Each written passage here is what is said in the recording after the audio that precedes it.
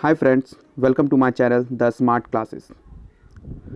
जैसा कि आप जानते हैं कि हम 5 लेक्चर ले चुके हैं, जिसमें से कि 4 जो लेक्चर थे वो इकोनॉमिक्स के बेसिक कंसेप्ट के लेक्चर थे, जिसमें हमने ये समझा था कि इकोनॉमिक्स क्या होती है और इकोनॉमिक्स की क्यों आवश्यकता है। उसके बाद हमने कहा था कि उसके बाद 4 कंसेप्ट क्लासेस हम भूगोल को भी लेंगे, यानी बेसिक क्लासेस हम भूगोल के भी लेंगे, जिसमें आपको ये बताएंगे कि भूगोल होता क्या है। तो हमने एक क्लास भूगोल का बेसिक ले लिया है और आज दूसरा क्लास भूगोल का बेसिक है। अभी चैप्टर वाइज क्लास नहीं चल रहा, अभी बेसिक क्लासेस चल रही हैं। ये बेसिक क्लासेस इसीलिए हर चैप्टर वाइज चलाई जा रही हैं ताकि बच्चों को पता लगे कि हमें किस विषय के अंदर क्या पढ़ना होता है और क्यों पढ़ना होता है, किसी विषय का जन्म कैसे हुआ है, किसी विषय को हम कैसे पढ़ेंगे, उसको कैसे उस विषय कैसे स्टडी की जाए, उस विषय को कैसे पढ़ा जाए। हर विषय का अपना अपना पढ़ने का तरीका होता है। मैं एक एग्जाम्पल बताता हूँ आपको, एग्जाम्पल नहीं, ऐसी बात बताता हूँ आपको कि आपके पास जो भी आप विषय पढ़ते हो, चाहे मैथ हो, चाहे साइंस हो, चाहे जो भी हो, हिस्ट्री हो, सिविक्स हो, ज्योग्राफी हो, जो भी साइंस पढ़ते हैं, तो कुछ विषय ऐसी होती हैं, कुछ विषय ऐसी होती हैं जिसमें अपने तरफ से एफर्ट लगाया जाता है, यानी दूसरे की बातों को याद किया जाता है, यानी अपने मन की कुछ बातों को हम प्रस्तुत करते हैं। लेकिन कुछ विषय ऐसी होती हैं जो पहले से ही सिद्ध होती हैं, यानी जो पहले से ही सिद्ध हो उसको सिद्ध करने की ज़रूरत नहीं होती, आपको केवल उसको बताने की ज़रूरत है, सिद्ध वो पहले से ही होती हैं। तो उन विषयों को हम विशेषकर विज्ञान की श्रेणी में रखते हैं। जैसे आप साइंस के जो भी विषय ले लें, वो उस साइंस में आप जो भी बातें पढ़ते हैं वो पहले से कहीं ना कहीं सिद्ध होती हैं, यानी सिद्ध की हुई बातों को हम, यानी जो बात प्रूफ होती हैं, उन बातों को हम पढ़ाते हैं या पढ़ते हैं। वैसे ही भूगोल में भी जो भी बातें हैं वो पहले से ही सिद्ध हैं। तो जो भी बात, इसलिए भूगोल को भी एक विज्ञान की श्रेणी में रखते हैं। लेकिन इतिहास में कोई बात सिद्ध नहीं है, इसमें कहानी है, उनकी राजा महाराजाओं की अपनी इच्छाएं थी, सबकी अपनी अपनी सोच थी, सबकी अपना अपना उपदेश था, तो उनकी बातों को हम याद करते हैं। लेकिन भूगोल में याद करने की ज़रूरत नहीं है, भूगोल में समझने की ज़रूरत है, भूगोल को याद करने की आवश्यकता नहीं है। इसीलिए मैं भूगोल का बेसिक क्लास ले रहा हूँ। जब मैं पॉलिटिकल साइंस का बेसिक क्लास लूँगा तो वहाँ भी आपको बताऊँगा कि वहाँ पॉलिटिकल साइंस कैसे पढ़ा, किस नज़रिए से पॉलिटिकल साइंस पढ़ा जाता है। और जब मैं आपको हिस्ट्री क्लास लूँगा आर्ट में, तो हिस्ट्री में बताऊँगा कि हिस्ट्री को पढ़ने का क्या तरीका है, किस नज़रिए से हिस्ट्री को पढ़ा जाता है।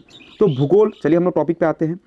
भूगोल की कल पहले क्लास में मैंने आपको बताया था कि भूगोल को पहले समझे कि भूगोल है क्या। हमने कहा था कि प्रकृति और मानव के बीच में जो संबंध है, उस संबंध को अटूट बनाना है, यानी एक दोस्त की तरह संबंध बनाना है। यानी प्रकृति को हमको एक दोस्त समझना, जिस तरह प्रकृति की सारी चीज़ें हमें दोस्त समझती हैं, हमें जीवन यापन करने के लिए तमाम प्रकार की जो चीज़ें हैं, आवश्यक चीज़ें हैं, वो हमें देती है, जैसे ऑक्सीजन, जल, अनेक प्रकार की चीज़ें जिसके कारण हम जीवित रहते हैं, वो चीज़ें हमें देती है। तो इसका मतलब कि वो प्रकृति हमारी दोस्त है, लेकिन हम उसके साथ दोस्ती का व्यवहार नहीं करते। दोस्ती हम उसे नहीं कहते कि एक तरफ से दोस्ती निभाई जा रही है और दूसरी तरफ से उसकी अवहेलना की जा रही है। हम वही करते हैं, जैसे कि एक पेड़ हमें ऑक्सीजन देता है लेकिन हम पेड़ को काटते हैं, यानी एक तरफ से पेड़ ऑक्सीजन देके हम अपनी दोस्ती को निभा रहा है, हमारे वातावरण को स्वच्छ करके अपनी दोस्ती को निभा रहा है, लेकिन एक तरफ हम उस दोस्ती के लायक नहीं है, उसे काटते हैं, अपने विकास के लिए उसका प्रयोग करते हैं, उसकी बर्बादी करते हैं, क्षति करते हैं, अनेक प्रकार की समस्याओं को जन्म देते हैं हम अपनी क्रियाओं के द्वारा। तो भूगोल में हमने यही पढ़ना है, भूगोल में यही जानना है कि भूगोल में आखिर है क्या और क्या पढ़ना है। आज का जो क्लास है वो बेसिक क्लास का मोस्ट इंपॉर्टेंट क्लास है, क्योंकि आज के क्लास में, यानी आज के लेक्चर में मैं ज़्यादा लिखाऊंगा नहीं, लेकिन समझाऊंगा बड़ी सटीक बातें। ठीक है, तो पहले पिछले वाले क्लास में आपको जो बातें समझ में आएगी तो आपने बात समझ ली होगी, लिख ली होगी।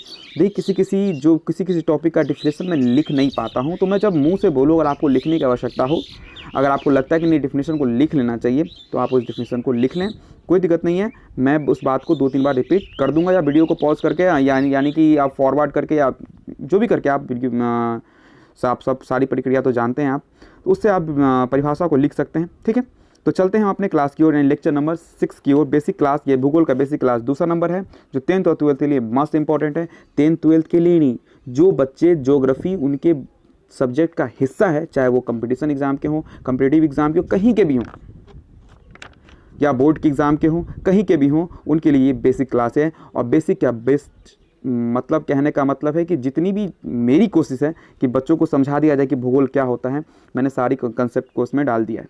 चलिए अब चलते हैं आगे की ओर और पढ़ते हैं। देखिए, इसमें मैं अपनी तरफ से कुछ नहीं बता सकता, क्योंकि ये विज्ञान का एक भाग है और विज्ञान के भागों में कोई अपनी तरफ से कुछ नहीं बता सकता है, जो पहले से सिद्ध होती है उनको बताया जाता है। तो फिर अब अंतर क्या है, तो हर टीचर का अपने अपने पढ़ाने का तरीका होता है, हर टीचर के अपने अपने समझाने का तरीका होता है। शायद मेरे समझाने का तरीका दूसरों से अलग है। भूगोल को आप बुक से पढ़ के आप कुछ नहीं समझ सकते। भूगोल एक ऐसा विषय है जिसे आप, क्योंकि ये पहले से सिद्ध है और सिद्ध वही व्यक्ति कर सकता है जिसे कैसे सिद्ध है उसकी जानकारी है। हर चीज़ सिद्ध है। जैसे फॉर एग्जाम्पल बादल का लगना, जलवाष्प के कारण बादल का निर्माण होता है, पहले से सीधे, इसमें कुछ कहने की जरूरत नहीं है। कोई दूसरा कंसेप्ट नहीं आ सकता कि बादल का निर्माण कैसे होता है। वही कंसेप्ट जो सिद्ध हो चुका है, वही कंसेप्ट को हमको सब बच्चों को पढ़ना होता है और पढ़ाना होता है। तो चलिए हम लोग चलते हैं अगले क्लास की ओर और चलते हैं अपने बेसिक क्लास की ओर। सबसे पहले आप जान लें कि ज्योग्राफी का मतलब क्या होता है। फिर भी मैं बता दूं, कल मैंने ज्योग्राफी की परिभाषा लिखाई थी और आज मैं फिर बताता हूं ज्योग्राफी का मतलब क्या होता है। चलिए पॉइंट नंबर 1, यानी पॉइंट नंबर 1 हम नोट कर रहे हैं आज। पॉइंट नंबर 1 जो नोट कर रहे हैं, इसमें आज हम देखेंगे कि ज्योग्राफी होता क्या है। यानी ये पॉइंट नंबर 1 जो है, इसमें आज हम देखेंगे कि ज्योग्राफी होता आखिर है क्या। अब सिंपल सी बात है, यहाँ मैंने लिखा हुआ है कि ज्योग्राफी जो है वो 2 शब्दों से मिलकर हुआ है, एक जियो और एक ग्राफिक्स। एक जियो, एक ग्राफिक्स। देखिए ज्योग्राफी 2 शब्द से मिलकर मिला हुआ। वैसे मैं भूगोल का मतलब इस्तेमाल, ज्योग्राफी भूगोल का ही इंग्लिश है। अब ये जियो का मतलब होता है अर्थ, अर्थ मतलब भू जिस पे हम रहते हैं, उसका मतलब होता है अर्थ। और ग्राफिक्स का मतलब होता है टू डिस्क्राइब करना। ग्राफिक्स का मतलब होता है, यहाँ पे देखें आप, ग्राफिक्स का मतलब होता है डिस्क्राइब करना। ये जो देख रहे हैं आप, ये इसका मतलब होता है डिस्क्राइब करना। यहाँ देखें आप, नीचे भी लिखा हुआ है, नीचे भी सारी बातें लिखी हुई हैं। यानी अर्थ का मतलब भू या पृथ्वी, यहाँ ध्यान दें। और डिस्क्राइब का मतलब होता है समझाना, किसी चीज़ को विस्तार करना, उसकी जानकारी देना, उसको डिस्क्राइब करते हैं। यानी ज्योग्राफी जो है वो 2 शब्दों से मिलकर हुआ, जियो प्लस ग्राफिक्स।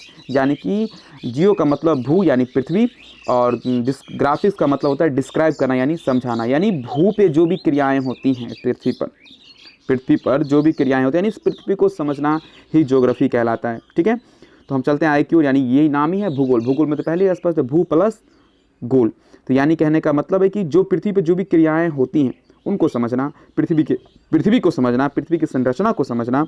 ये सारी जो क्रियाएं होती हैं, ये सारे जो कहने का मतलब है जो भी इस पर क्रियाएं होती हैं मानव के द्वारा, या फिर पृथ्वी पर जो भी चीज़ सिद्ध हैं जिसके बारे में हम जानते हैं, ये सारे भूगोल की श्रेणी में आता है। परिभाषा मैंने लिख दी यहाँ पे, आप परिभाषा इसको राइट डाउन कर सकते हैं। आप यहाँ परिभाषा क्या लिखी, वही बात है, लिखा हुआ है पृथ्वी एवं पृथ्वी पर होने वाली प्रक्रिया को भूगोल में समझा जाता है। यानी आप कहने का मतलब है जो भी प्रक्रिया पृथ्वी पर या पृथ्वी पर होने वाली, पृथ्वी पर, देखिए यहाँ पर क्यों लगा हुआ है, इसका मतलब मैं आपको अभी तुरंत जस्ट नेक्स्ट पेज में बताऊंगा। ये कभी कभी क्या, कुछ पृथ्वी के अंदर होती हैं, पृथ्वी के 2 भाग होते हैं, एक पृथ्वी के अंदर होती है क्रियाएं, एक पृथ्वी पर होती है।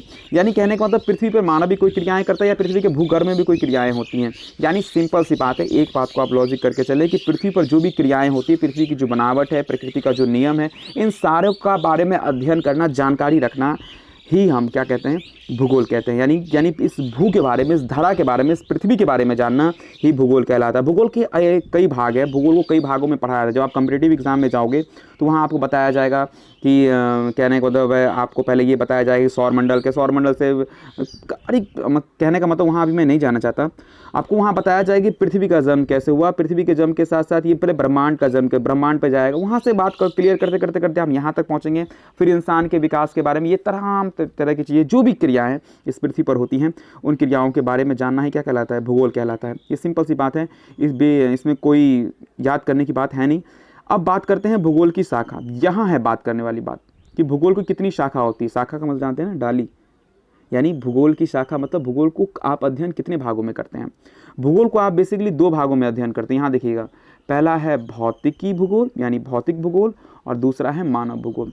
यहाँ बात को समझिएगा मैं क्या कहना चाह रहा हूँ। यानी यहाँ पे मेरे कहने का मतलब ये है, यहाँ कहने का मेरा मतलब ये है कि भौतिक भूगोल का मतलब क्या होता है। देखिए भौतिक भूगोल का मतलब होता है और मानव भूगोल का मतलब क्या होता है। भूगोल का मतलब समझ गए, पृथ्वी पर जो भी क्रियाएं होती हैं पृथ्वी पर जो भी पृथ्वी पर जो भी क्रियाएं होती हैं, या फिर पृथ्वी जो धरती है उसके बारे में अध्ययन करना, उस पर जो भी प्राकृतिक प्रक्रिया होती है या मानव क्रियाएं होती है उनके बारे में अध्ययन करना, जैसे ये पहाड़ का निर्माण कैसे हुआ, ये पहाड़ क्या होती है, ये वर्षा कैसे होती है, ये पृथ्वी के घर में भूकंप कैसे आता है, सुनामी कैसे आती है, ये तमाम तरह की जो प्रक्रियाएँ हैं पृथ्वी पर, जो प्राकृतिक प्रक्रियाएँ हैं जो बरसों चली आ रही हैं, वो इनके बारे में अध्ययन करना, इनके बारे में अध्ययन करना, इनको समझना, और मानव के बीच में और पर्यावरण के बीच में यानी प्राकृतिक संसाधनों के बीच में क्या संबंध है, मानव इनका प्रयोग कैसे कर रहा है, ये तमाम प्रकार के जो अध्ययन, ये तमाम प्रकार की जो जानकारी है, इसे हम भूगोल की श्रेणी में रखते हैं और इसे ही हम एक्चुअल में सही सच माने में भूगोल कहते हैं। लेकिन भूगोल की मैं एक और परिभाषा बताऊंगा, आपको जैसे समझ में आए भूगोल समझिए, आपको भूगोल समझना है कि भूगोल है क्या। चलिए भूगोल की शाखा के बारे में बात करते हैं कि भूगोल की शाखा कितनी होती है। भूगोल को आप दो भागों में पढ़ सकते हैं, यानी इसका जो अध्ययन होता है वो दो भागों में होता है। पहला है भौतिक भूगोल। अब ये भौतिक भूगोल क्या है, पहले मतलब समझना होगा कि भौतिक का मतलब होता क्या है। पहले हमें ये बात समझनी होगी कि भौतिक का मतलब आखिर होता है, ये भौतिक का मतलब होता क्या है। देखिए भौतिक का मतलब क्या होता है, भौतिक का मतलब होता है, साइंस के बच्चे जानते होंगे, भौतिक का मतलब ये होता है कि जो आप देख सकते हैं, जिसको आप छू सकते हैं, जिसको देख सकते हैं, जो वास्तविक है, जो छू सकते हैं, वो भौतिक क्या चीज़ कहलाती है। तो भौतिक भूगोल का मतलब है कि ये जो हवाएं हैं, ये जो हवाएं, जल हैं, पहाड़ हैं, पेड़ हैं, इन्हें आप देख सकते हैं, इन्हें आप छू सकते हैं, इनके बारे में जान सकते हैं, इन्हें महसूस करने की आवश्यकता है, इनको आप देख सकते, सब चीज़ कर सकते हैं जो आपको लगता है कि आप देखना है, सुनना है, यानी जो आपको, जिनका वास्तविक कुछ रूप हो, उसे हम भौतिक कहते हैं। तो यानी भूगोल का वह अंग या भूगोल के अंदर की जाने वाले वे अध्ययन जिनमें हम इन चीज़ों के बारे में पढ़ते हैं, हवा, पेड़, पहाड़, नदियाँ, इन चीज़ों के बारे में पढ़ते हैं। ये इन चीज़ों के बारे में अध्ययन करना कि पृथ्वी का निर्माण कैसे हुआ है, कहने का मतलब पेड़, ये मानव, ये तरह तरह की जो बातें हैं, इनको आप जिस कैटेगरी में यानी जिस श्रेणी में आप अध्ययन करते हो वो भौतिक भूगोल के नाम से जाना जाता है। अब दूसरी बात करते हैं यहाँ पे मानव भूगोल। ये जो देख रहे हैं आप मानव भूगोल, सिंपल सी बात है, मानव ने भी कुछ चीज़ों का, कुछ प्रक्रियाओं को अपने आप जन्म दिया है। एक बात, भौतिक भूगोल वह भूगोल है जिसको मानव ने जन्म नहीं दिया है, जो पहले से ही प्रकृति की देन है, इसे आपका यूँ कहें कि कुदरत की जो देन है, जो पहले से ही पृथ्वी पर है, उसे भगवान ने जन्म नहीं दिया है। तो उन चीज़ों के बारे में अध्ययन करना कहलाता है भौतिक भूगोल। जैसे पेड़, क्या पेड़ आपने बनाया है, क्या महाद्वीप आपने बनाया है, क्या नदियाँ आपने बनाई हैं, क्या कहने का मतलब ये बादल आपने बनाए हैं, नहीं, क्या ये भूकंप आपके द्वारा होता है, नहीं, ये बाढ़ का आना, ये सुनामी का आना, यानी जो भी प्रक्रियाएँ, जो भी यहाँ पर क्रिया होती है, जो मानव नहीं करता, जो मानव के द्वारा बनाया ही नहीं गया, ये जो तमाम चीज़ें जो आप देख रहे हैं, ये जो प्रक्रिया देख रहे हैं, इनका जो अध्ययन हम करते हैं इसे कहते हैं भौतिक भूगोल। 10th क्लास में जो बच्चे पढ़ते हैं वो भौतिक भूगोल पढ़ते हैं। कहने का मतलब है ये पेड़, पर्यावरण, ये सब के बारे में पढ़ना भौतिक भूगोल कहलाता है। और अब आते हैं मानव भूगोल। ये मानव भूगोल क्या होता है, सिंपल सी बात है, ये मानव भूगोल के बारे में हम बात करने वाले हैं। मानव भूगोल का मतलब कि मानव ने कुछ चीज़ें बनाई हैं, जो चीज़ें इंसान ने नहीं बनाई वो भौतिक, उसका अध्ययन हम जो करते हैं वो भौतिक भूगोल के अंदर करते हैं। लेकिन मानव ने भी कुछ चीज़ें बनाई हैं, जैसे संस्कृति, धर्म, कुछ ऐसी चीज़ें मानव ने बनाई हैं जो भूगोल ने क्या बनाई है, क्या संस्कृति, धर्म, जाति प्रथा, क्या ये देन है किसकी, क्या मानव भगवान की देन, नहीं, ये इंसानों ने बनाया है। तो इनके बारे में अध्ययन करना क्या कहलाता है, मानव भूगोल कहलाता है। ये मानव के द्वारा उपार्जित की गई क्रियाएं हैं, नियम और कानून से, यानी जो भी चीज़ जो मानव के द्वारा अर्जित की गई है, जो मानव के द्वारा बनाई गई है, उनके बारे में अध्ययन करना मानव भूगोल कहलाता है। लेकिन जो चीज़ मानव ने नहीं बनाई है, जिसे हम छू सकते हैं, महसूस देख सकते हैं, और कहने का मतलब है जिसे मानव ने नहीं बनाया, जैसे कि नदियों के, मैंने पहले कहा, नदियों के बारे में, महाद्वीप के बारे में पढ़ना, किसी टापू के बारे में पढ़ना, ये सब किसी पहाड़ के बारे में पढ़ना, क्या ये मानव ने बनाया, नहीं। तो इन चीज़ों के बारे में जो अध्ययन करते हैं, बेसिकली जो प्राकृतिक चीज़ों के बारे में अध्ययन करते हैं, वो हम करते हैं भौतिक भूगोल के अंदर। तो आपको उम्मीद है कि भौतिक भूगोल और मानव भूगोल समझ में आ गया होगा। अगर परिभाषा आपको लिखनी है तो मेरी बातों को समझ के आप इसका डेफिनेशन आप लिख सकते हैं। अब सिंपल सी बात है, मैंने कल आपको बताया था कि मानव भूगोल के अंदर हम जो है, पहले जो मानव भूगोल हमने कल पढ़ा था, कुछ क्लासेस ली थी मानव भूगोल की, और हमने आपको बताया था मानव भूगोल यानी कि मानव का पर्यावरण के साथ क्या संबंध है, क्या रिश्ता है, उसे हम मानव भूगोल के नाम से भी जानते हैं। सिंपल सी बात है, मानव भूगोल हमने 3 संबंध देखे थे पर्यावरण के साथ। पहला एक हमने देखा था कि सबसे पहला हमने जो देखा था, 3 अवधारणाएं देखी थी हमने, एक निश्चयवाद, एक संभववाद और एक नवनिश्चयवाद। हमने कहा था कि निश्चयवाद अवधारणा का मतलब है कि जहाँ पे इंसान प्रकृति से, यानी जब आदि मानव था इंसान, और जब इंसान प्रकृति से डरता था तो उस समय हम उसे कहते थे निश्चयवाद। लेकिन धीरे धीरे जब इंसान का ज्ञान बढ़ते गया और इंसानों ने प्रकृति को समझना चालू कर दिया, उनसे डरना बंद कर दिया, फिर उसका प्रयोग करके अपना विकास करना शुरू कर दिया, तो उस संबंध को हमने कहा अवधारणा को कहा संभववाद अवधारणा या संभवभाव विचारधारणा। लेकिन इन दोनों के बीच का रास्ता, याद कल की बातें याद रखिएगा, इस दोनों के बीच का रास्ता हमने एक निकाला था जिसको हमने कहा था नव निश्चयवाद यानी सतत पोषित विकास। यानी कहने का मतलब है संभववाद विचारधारा और निश्चयवाद विचारधारा दोनों में एक अच्छाई थी तो एक बुराई भी थी। संभववाद विचारधारा में एक अच्छाई क्या थी, तो वहाँ मानव का विकास हो रहा था, लेकिन बुराई क्या थी, तो प्राकृतिक संसाधनों का बर्बादी तेजी से हो रहा था। निश्चयवाद विचारधारा में एक अच्छाई क्या थी कि वहाँ प्राकृतिक संसाधन बचे हुए थे, हम प्रकृति को बचा के काम कर रहे क्योंकि वहाँ प्रकृति से हम डरते थे। लेकिन एक बुराई बात क्या थी कि वहाँ पे मानव का विकास नहीं हो रहा था।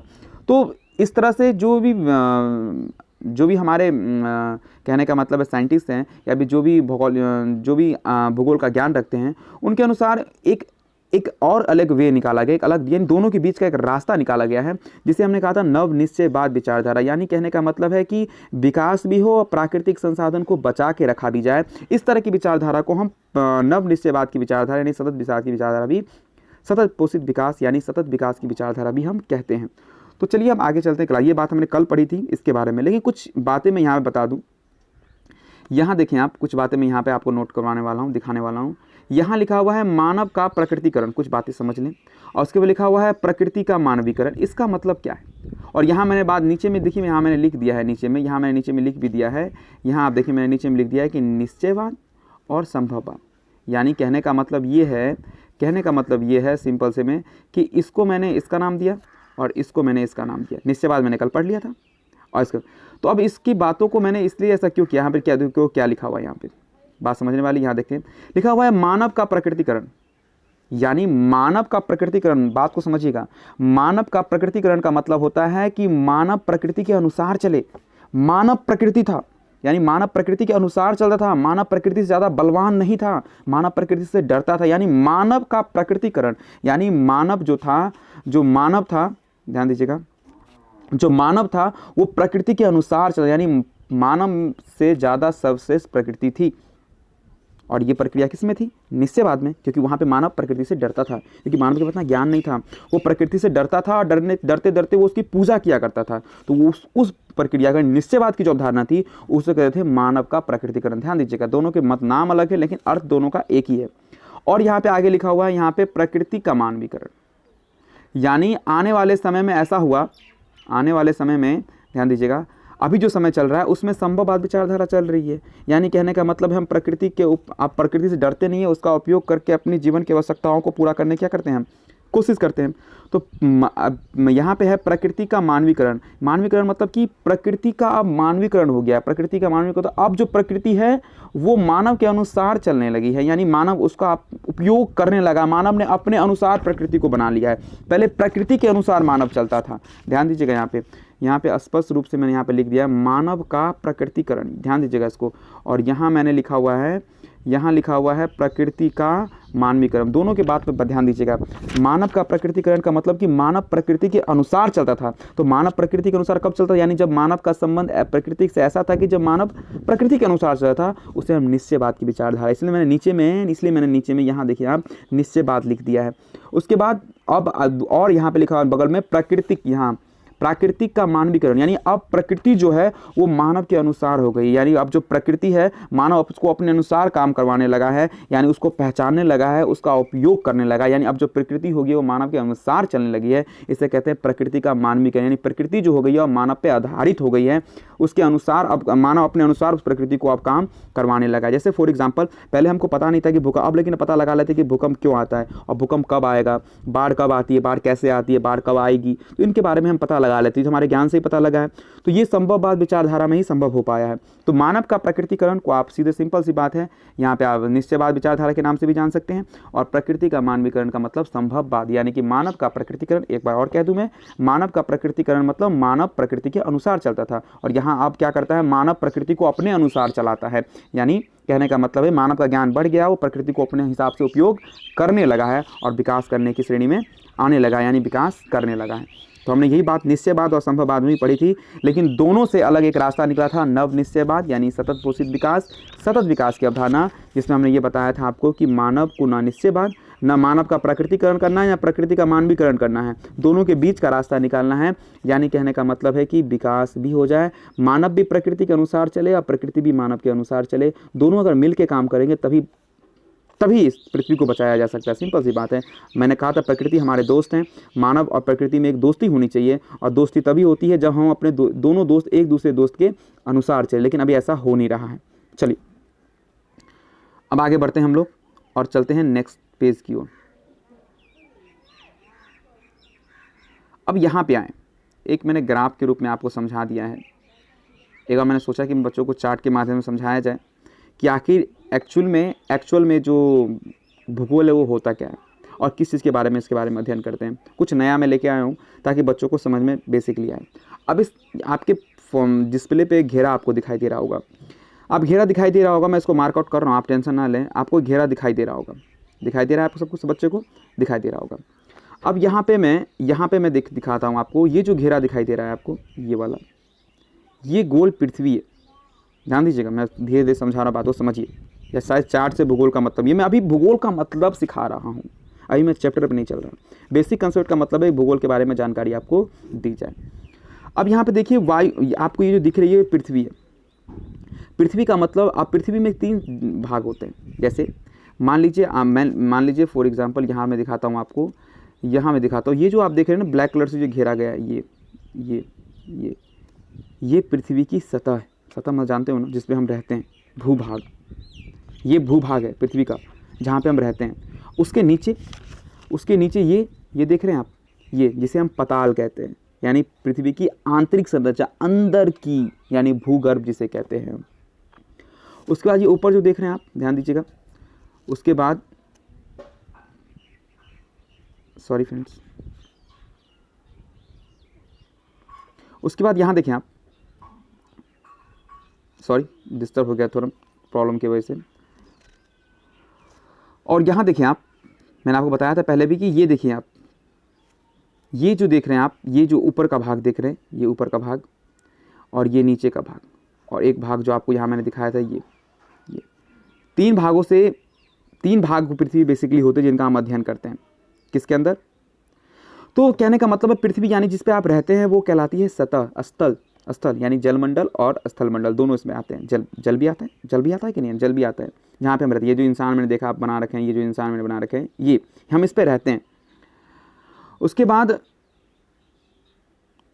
देखिए यहाँ पे, और जो जहाँ पे हम रहते हैं उसके ऊपर वाला कहलाता है वायुमंडल, और नीचे वाला कहलाता है आंतरिक संरचना यानी कि भूगर्भ, यानी कि जिसे हम पताल के नाम से जानते हैं। अब सिंपल सी बात है, इसमें कुछ कहने की बात नहीं है, कहने की इसमें बात नहीं है। तो यानी कि हम जहाँ पे रहते हैं पृथ्वी पर, वो हो गया स्थल, यानी, और उसके ऊपर कहलाता है, उसके ऊपर जब हम जाते हैं तो वो कहलाता है वायुमंडल। क्या कहलाता है? वायुमंडल। जो आप देख रहे हैं डिस्प्ले पे, आपको जो दिखाई दे रहा है, ये कहलाता है वायुमंडल। और जो नीचे की सतह है वो कहलाती है स्थलमंडल, यानी कि इसे हम आंतरिक संरचना कहते हैं। तो पृथ्वी का बेसिकली अध्ययन, अगर आपको मैं कह दूं कि ध्यान देना, अगर वायुमंडल का अध्ययन, स्थल यानी जलमंडल का अध्ययन, जलमंडल का अध्ययन, और पृथ्वी का जो नीचे आंतरिक संरचना भूगर्भ, ये 3 भाग होते हैं पृथ्वी के 3 ही भाग ना। और इन तीनों भागों के अध्ययन को ही हम भूगोल कहते हैं। यानी भूगोल विज्ञान की वह शाखा है, ध्यान दीजिएगा, जिसके अंतर्गत हम वायुमंडल, स्थल और जलमंडल और आंतरिक संरचना यानी भूगर्भ, पृथ्वी के नीचे यानी पताल जिसे कहते हैं हम, उसके बारे में। अब पृथ्वी बचा क्या? अब पृथ्वी कुछ बचा? नहीं बचा। तो इन तीनों जो क्षेत्र हैं, इन तीनों क्षेत्रों का अध्ययन हम भूगोल की श्रेणी में, भूगोल के विषय वस्तु में हम लोग करते हैं। यहाँ आप चार्ट आपको आसानी समझ में आ गया होगा, आप जानते भी ये बातें। अब आगे चलते हैं। यहाँ मैंने वही परिभाषा को यहाँ पे डिफिनेशन के रूप में यानी समझाने के लिए दिया। भूगोल का मतलब मैंने क्या लिखा है यहाँ पे मैंने भूगोल का मतलब लिखा है, ध्यान दीजिएगा, यहाँ मैंने भूगोल का मतलब लिखाया है वायुमंडल का अध्ययन, ठीक है, स्थलमंडल एवं जलमंडल का अध्ययन और प्लस भूगर्भ का अध्ययन, यानी तीनों के अध्ययन को अगर हम जोड़ दें, वायुमंडल का अध्ययन प्लस स्थलमंडल एवं जलमंडल का अध्ययन, यानी जो स्थल होती है जहाँ पे हम रहते हैं, जो पृथ्वी जो है, भू जो है, वहाँ पे 2 मंडल होते हैं ना, एक स्थल मंडल होता है, एक जलमंडल भी है, तो दोनों के बारे में अध्ययन करना। नीचे पृथ्वी के नीचे जहाँ हम रहते हैं उसके नीचे क्या है? भूगर्भ यानी आंतरिक संरचना का अध्ययन करना, और हम जहाँ रहते हैं उसके ऊपर वायुमंडल, उनके बारे में अध्ययन करना। यानी इन तीनों मंडल के बारे में, यानी इन तीनों क्षेत्रों के अध्ययन को हम बेसिकली क्या कहते हैं, भूगोल कहते हैं। तो यहाँ मैंने स्पष्ट रूप से आपको सारी बातें समझा दी हैं, आप देखें, लेकिन इसको नोट करना ना भूलें। ये बेसिक चीज़ें हैं, ये आपकी ऐसी चीज़ें हैं कि इनको आप जोड़ दें तो परिभाषा बन जाए। मैं परिभाषा याद करना नहीं सिखा रहा, मैं परिभाषा आपको बनाना सिखा रहा हूँ, आपको समझाना सिखा रहा हूँ, आप कैसे इस विषय पर रुचि जगाएँ और कैसे इस विषय को हम समझें। बेसिकली आज मुझे यही समझाना था। उसके बाद अब कुछ आज की क्लास में बचा नहीं है, तो मैंने उम्मीद की होगी आपसे, मैं उम्मीद करता हूँ आपसे कि आपको आज की क्लास समझ में आई होगी। अब देखिए बेसिकली बात यह है कि हर क्लास में होता क्या है कि हमें सबसे पहले वो बात समझ में आनी चाहिए जिस बात का अध्ययन हम करने वाले हैं। सिंपल सी बात है, जिस बात का हम अध्ययन करने वाले हैं उस बात की जानकारी हमें होनी चाहिए। हमें सबसे पहले बात है क्या है, हर सब्जेक्ट की नॉलेज तो है नहीं, और जिसके वजह से हम क्या करते हैं, हर सब्जेक्ट को याद करना शुरू कर देते हैं। तो इससे कारण होता है क्या है, बच्चे तो आगे बढ़ते चले जाते हैं, लेकिन किसी विषय का ज्ञान अधूरा होता है। बेसिकली आप किसी बच्चे से अगर पूछें कि भूगोल क्या है, तो भूगोल की जानकारी वो सही से आपको दे नहीं पाएगी, या फिर उन्हें किताब में कहीं रट ली होगी तो वो आसानी से आपको दे दें। लेकिन अब आज की क्लास के बाद अगर आपसे कोई पूछे कि भूगोल क्या है, तो आप मुझे लगता है कि आप उससे बेटर परिभाषा ना देके उस व्यक्ति को समझा देंगे आप बढ़िया से कि भूगोल क्या है। आप चार्ट के माध्यम से समझाएं, आप जो भी सूत्र के फॉर्मूला के माध्यम से समझाएं, या फिर बेसिकली आप समझा के समझाएं, आप जो समझाना है आप समझाएं। आज की क्लास को मैं ख़त्म करने से पहले बता दूं कि भूगोल का जो भी कंसेप्ट है, भूगोल के बारे में समझना, भूगोल की परिभाषा को समझना, ये मैंने इस चैप्टर में आपको समझा दिया है। अगला क्लास जो होगा तो इसमें कुछ अब मैं अलग चैप्टर, एक कंसेप्ट और बेसिक क्लास कंसेप्ट में लूँगा इसमें, उसमें एक अलग कंसेप्ट लेके आऊँगा कि भूगोल को समझना तो ज़रूरी है। तो उससे पहले मैं आपको ये बताऊंगा कि कुछ हल्का फुल्का आपको इंट्रोडक्शन दूंगा कि ये पृथ्वी का निर्माण कैसे हुआ। उसके बाद कहने का मतलब ये जो पृथ्वी पे जो भौतिक भूगोल है, इसमें बेसिकली आपको 10th और 12th में किस किस बात पे जोर देना होगा। वैसे आप कंपिटिटिव एग्जाम दे नहीं रहे जो आपको सारे क्षेत्रों को पढ़ना जरूरी है, आप 10th और 12th का पढ़ रहे हैं। अगर कंपिटिटिव एग्जाम में होते तो आपको हर बातों की बिंदु तक पहुँचना होता है, यानी गहराई तक पहुँचना होता। लेकिन आप 10th और 12th के बोर्ड के एग्जामिनर, आपके सिलेबस में इतना भाग नहीं दिया हुआ है जितना मैं बता रहा हूँ आपको। तो बेसिकली मैं कल आपको बताऊंगा कि आपको मानव भूगोल और भौतिकी भूगोल में किस किस विषय के बारे में आपको पढ़ना है, यानी कहने का मतलब कौन से बात पे फोकस करनी है जो आपके एग्जाम के लिए यानी आपके सिलेबस के लिए मोस्ट इंपॉर्टेंट है। तो उम्मीद है कि आपको आज की वीडियो पसंद आई होगी, और आज की वीडियो थोड़ी छोटी रही क्योंकि आज मुझे थोड़ा कम ही समझाना था। लेकिन कल का क्लास मैं फिर आऊँगा आप लेक्चर नंबर 7 के साथ, यानी 7वां जो लेक्चर होगा हमारा, उसमें हम लोग फिर मिलते हैं। तब तक के लिए goodbye, have a good day. चलिए।